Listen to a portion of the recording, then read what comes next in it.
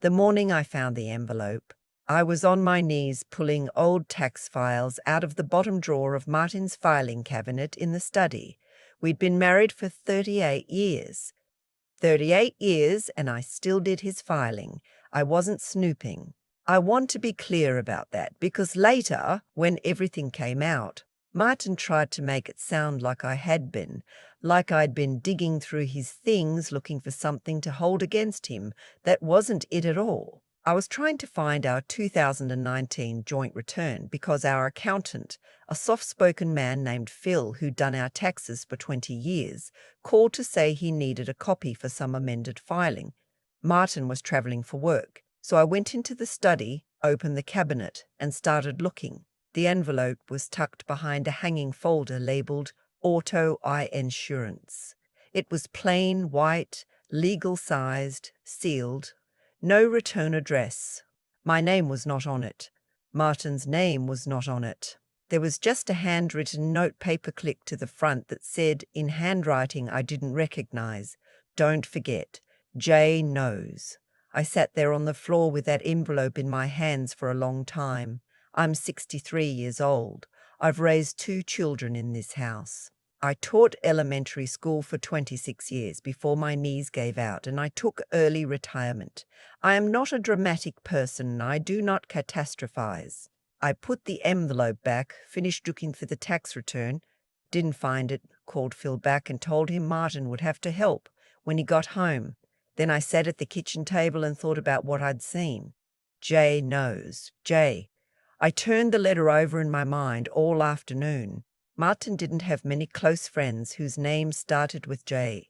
His college roommate was a man named Todd. His business partner of 16 years was named Ken. His brother was named Frank. I went through the alphabet in my head, people we'd met at church, neighbours, parents of our kids' school friends, and I kept circling back to one name. Joanna. Joanna was a woman Martin had introduced me to about 4 years ago at his company's holiday party. She worked in the legal department, he said. Late 30s, dark hair, very polished. I'd shaken her hand and thought nothing of it. After that, I'd heard her name a handful of times. Joanna from legal is handling the contract. Joanna flagged an issue with the vendor agreement. The way you hear a name at the edges of your husband's work life. Unremarkable. Background noise. But that was 4 years ago. And the envelope was there behind the auto insurance file, which meant it hadn't been there long because I'd pulled that exact folder out in February to deal with a claim on my car. 4 months. The envelope had been there 4 months at most.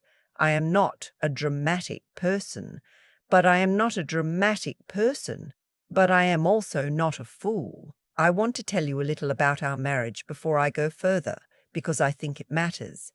Martin and I met when I was 24 and he was 27. He was finishing his MBA at Ohio State and I was teaching 2nd grade in Columbus. We got married the following spring in my mother's backyard. It was a small wedding. My sister was my maid of honor. His brother was best man. We ate barbecue and danced on the lawn, and I thought I was the luckiest woman alive. For a long time, I think I was. Martin built a good career in corporate logistics. I taught school. We bought a house in Westerville. We had our daughter, Paige, and then 3 years later, our son, Garrett. We coached Little League and went to parent-teacher conferences and took vacations to the Outer Banks every summer for 16 years running. It wasn't a perfect marriage. Martin could be distant, sometimes for weeks at a time, disappearing into work in a way that left me feeling invisible. We'd argued about that. We'd gone to counselling twice, once when Garrett was in middle school and once after my mother died and I fell into a depression that scared us both. We'd gotten through it. I thought we'd gotten through it. The last few years had been quieter. Paige moved to Portland with her husband and our 2 grandchildren. Garrett was in Atlanta doing well, close with his father in the way that sons sometimes are. Martin travelled more for work, quarterly trips to their regional offices in Dallas and Charlotte, occasional trips to Chicago. I made my peace with the empty nest. I took up watercolour painting. I joined a book club. I started walking 4 miles every morning with my neighbor Alice. I thought we were fine, I thought. That night, when Martin got home from his trip to Charlotte, I didn't say anything about the envelope. I made dinner. Roasted chicken, rice, the green beans he likes. We talked about his flight, about Paige's youngest starting preschool, about whether we should repaint the back porch before the summer. He poured himself a bourbon, and we watched television, and he fell asleep on the couch at 9:30 like he always does, and I sat there looking at the side of his face, that familiar, unremarkable face I had looked at for 38 years, and I felt something cold settle in my chest. I needed to know what was in that envelope before I said a word. The next morning, Martin left for the office early. As soon as his car turned out of the driveway, I went back into the study.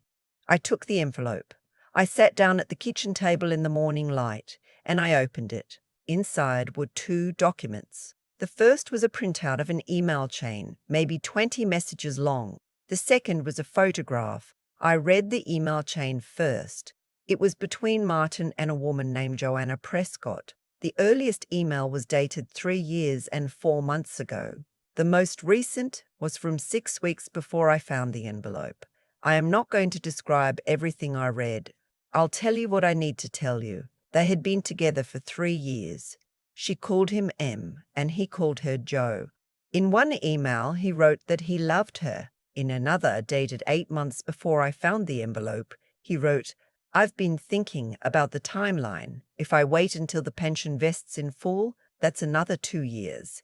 Then we can move properly. I just need you to be patient with me a little longer." The pension, Martin's pension from the company, which would fully vest at his 30-year mark. He was 28 years in, 2 more years. He had been planning to leave me in 2 years. Once his pension vested, he had a timeline. He had a plan. He had been lying to my face across our dinner table in our bed at our grandchildren's birthday parties while running a countdown clock on our marriage. I sat with that for a while. Then I looked at the photograph. It was a picture of Martin and Joanna at what looked like a restaurant.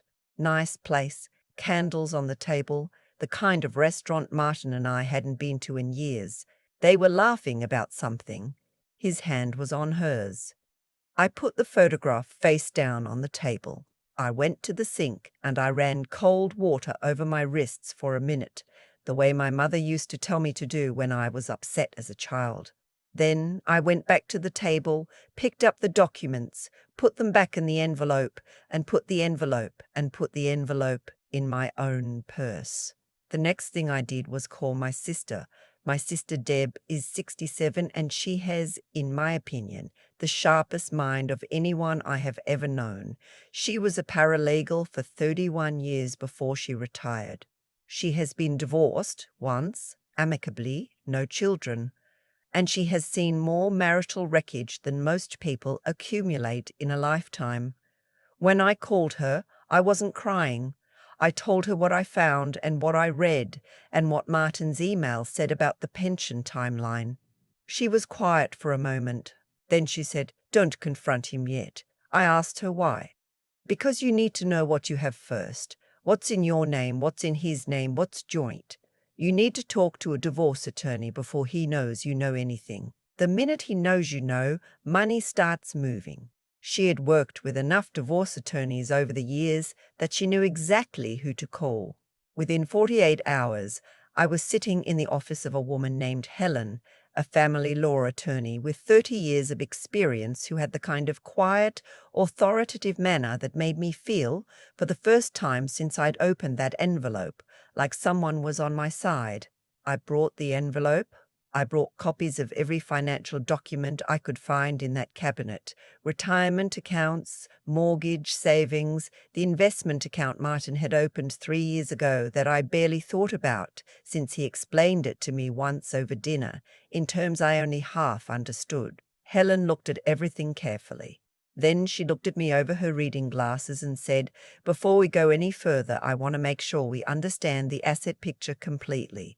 I'm going to recommend we bring in a forensic financial analyst." I told her I thought that sounded expensive. She said, "It's less expensive than not knowing." I said fine. What the financial analysts found over the following 6 weeks was instructive. Martin's salary was $187,000 a year. I knew that. What I did not know was the investment account, the one he'd opened 3 years ago, the one he'd explained to me over dinner, had been funded almost entirely through transfers from our joint savings account. Small amounts at a time, $2,000 here, $1,500 there. Nothing large enough to catch my eye if I'd been paying closer attention to the monthly statements. Over 3 years, he'd moved $74,000 out of our joint savings and into an account that was in his name only. He'd done this in the year he met Joanna. He'd started building a separate financial foundation the same year he started the affair. I did not cry in Helen's office. I had already done most of my crying alone, in the early mornings on my walks with Alice, who by then knew everything and who squeezed my hand every day and said nothing except, once, "You are going to be okay." I cried then, not from sadness exactly, but from the specific grief of realizing that someone you trusted had been quietly, methodically building an exit from your life, while you were standing right there handing him his dinner. The pension, by the way, was significant. Martin's company pension, fully vested at 30 years, would pay out a monthly benefit for life. At 30 years, that benefit was substantially higher than it would have been at 28. Under Ohio law, any pension accrued during a marriage is considered marital property. Martin's plan to wait until his pension vested before filing for divorce did not protect him from that fact. It just meant he'd been planning to take what he considered his money and leave me with as little as legally possible. Helen explained this with the even, factual tone of someone who has explained it many times before. I made myself understand every word. The confrontation, when it finally happened, was not what I had imagined during those 6 weeks of waiting. I had imagined screaming. I had imagined throwing things. I had imagined him weeping and apologizing and me feeling some complicated rush of grief and rage all at once. What actually happened was much quieter and, in some ways, more devastating. It was a Sunday afternoon in October. Garrett was visiting. He'd driven up from Atlanta for the weekend, the way he did every few months. We'd had a nice Saturday. Gone to brunch, watched football, ordered pizza for dinner. Sunday morning, Garrett went to meet an old friend for lunch and wasn't due back until late afternoon. Martin was reading in the living room. I walked in and sat down across from him. I put the envelope on the coffee table between us. He looked at it. He looked at it. He looked at me. Something went out of his face. "I know about Joanna," I said. "I know about the money. I know about the timeline." He didn't deny it. That was the thing that surprised me most, actually. He didn't try to explain or minimize or construct a story. He just sat there, and the silence stretched out. And finally he said, "How long have you known?" 6 weeks, I said. He nodded slowly, like he was doing a calculation. "I've already spoken to an attorney," I said. "We'll be filing for divorce. I wanted to tell you myself before you were served." He looked up at me then. "Eleanor," he said, "can we just—" "No," I said. "Can we just—" "No," I said it quietly. I wasn't angry, not in that moment. "No, we can't. You made your plan. I made mine. I got up and went to start dinner because Garrett would be home in a few hours, and I didn't want my son to walk into a war zone. What I want to tell you about is what happened with Garrett, because I think this is the part of the story that nobody talks about when they talk about marriages ending. It's not just the husband. It's not just the money and the lies and the woman whose name you've heard at the edges of your life without understanding what it meant. It's also your children and how they process the earthquake and what that costs you. Garrett found out that evening, Martin told him, privately in the study, before I had the chance. I don't know exactly what Martin said.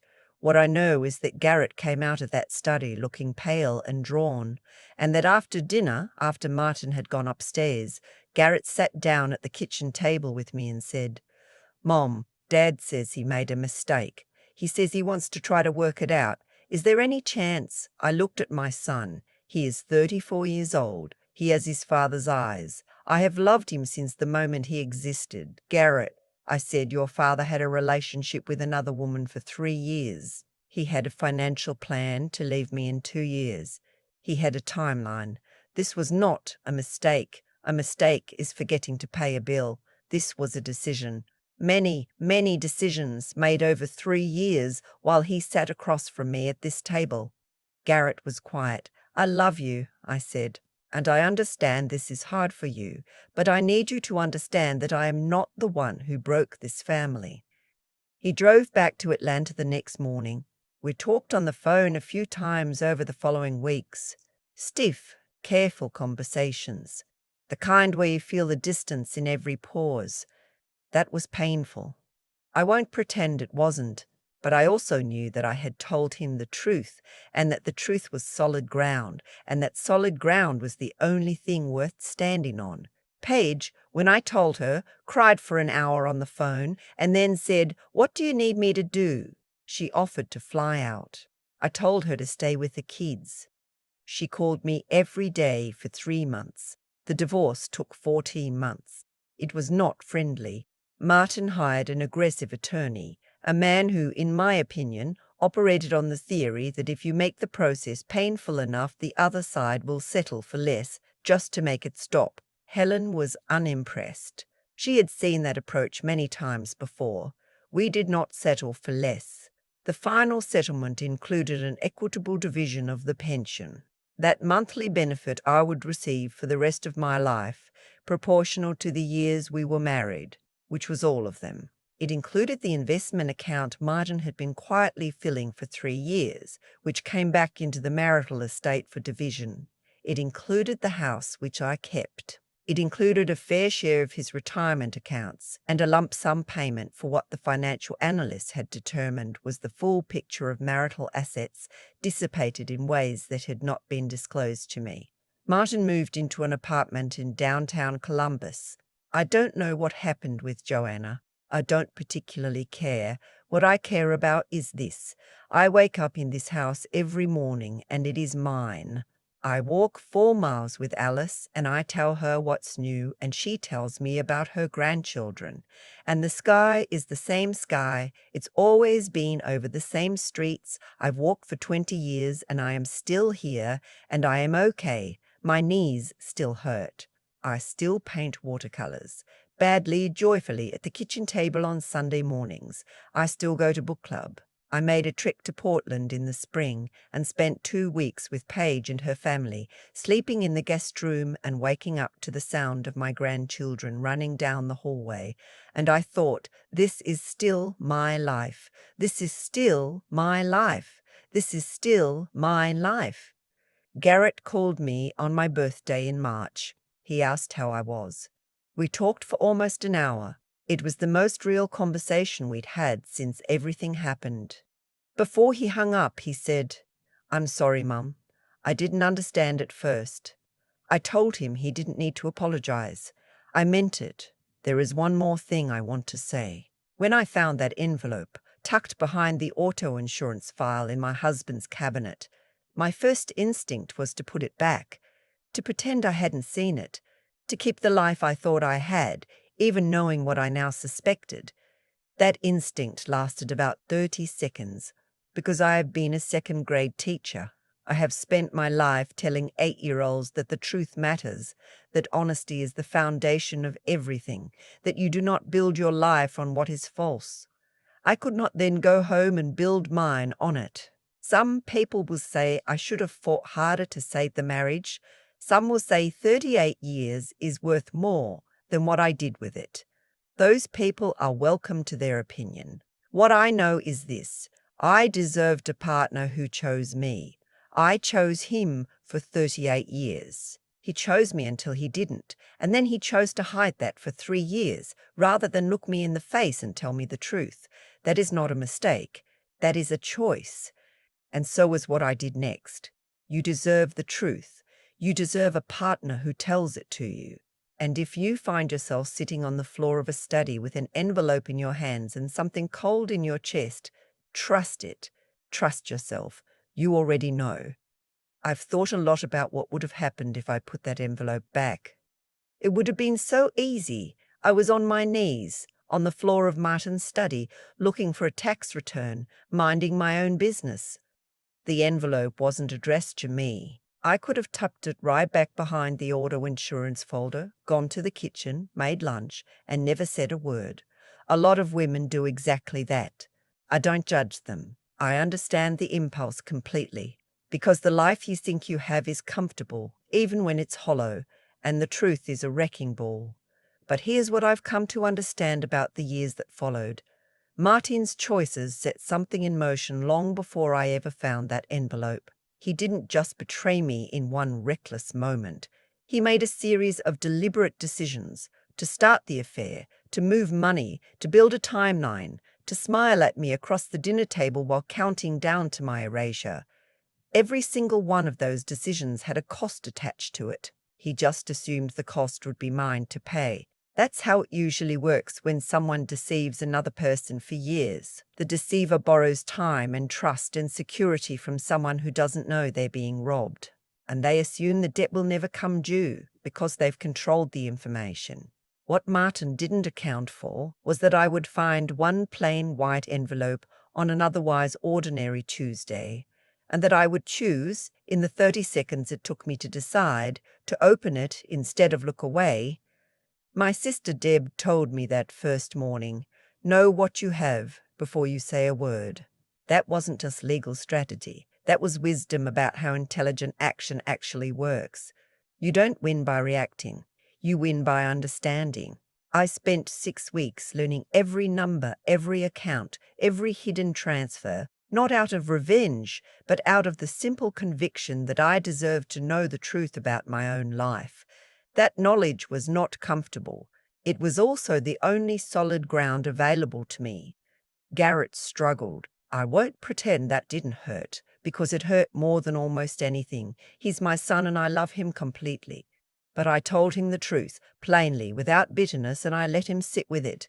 I didn't demand that he choose me. I just made sure he had accurate information to make his own choice with. That's all any of us can do with the people we love.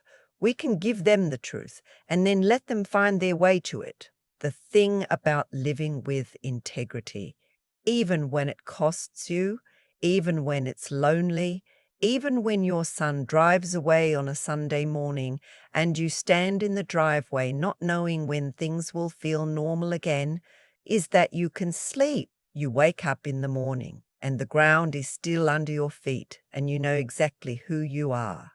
That is not a small thing.